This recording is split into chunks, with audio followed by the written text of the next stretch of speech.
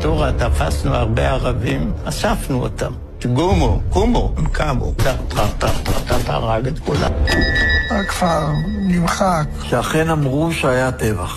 What happened here wasn't only pushing away the Palestinians from their village. What happened here is that they did not let the Palestinians go away just like this.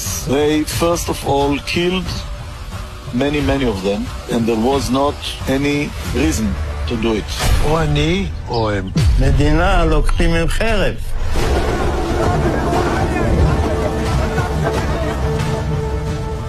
המדינה מתשווה.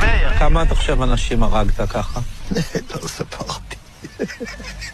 אני לא יכול לדעת בחיי. היה לי מקלע עם 250 כדורים. תראה, יריתי, נלחמתי כולם. אני לא יכול לספור.